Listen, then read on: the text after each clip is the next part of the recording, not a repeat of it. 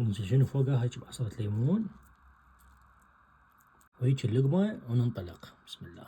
كبدة الدجاج بطريقة سهلة وبسيطة والطعم على العالم. تعالوا نحضرها على السريع.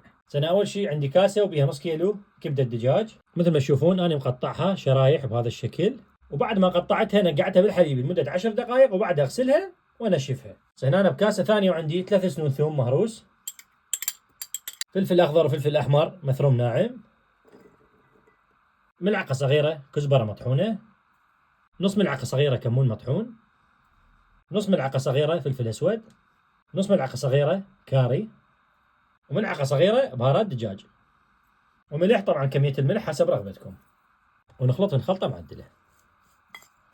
هسه راح انزل نص الكمية على الكبدة مالتنا ونشغله. وهسه وين عدل قبل على الطباخ. هسه هنا بطاوة راح نضيف كمية زينة من الزيت. هيجي تمام. هسه راح انزل الفلفل والبهارات اللي بقت عندنا. بسم الله. ونحمسهم فتح حمسة معدلة. بس حمس عندنا الفلفل ويا البهارات، هسه راح ننزل الكبدة مالتنا. بسم الله. ونحمس الكبدة فتح حمسة معدلة. طبعا شغلنا كله على نار عالية حبايب.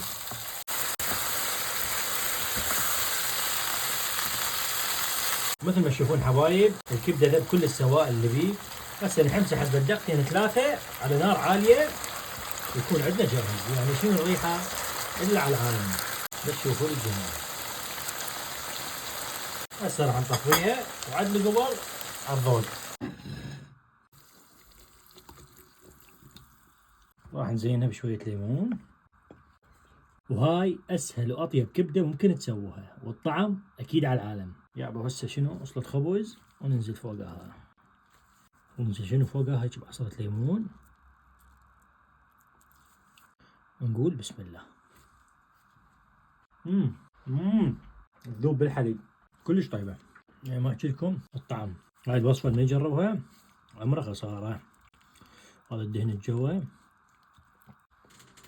وهيك اللقمة وننطلق. بسم الله. طبعا الليمون من طيفة نكهة تخبر.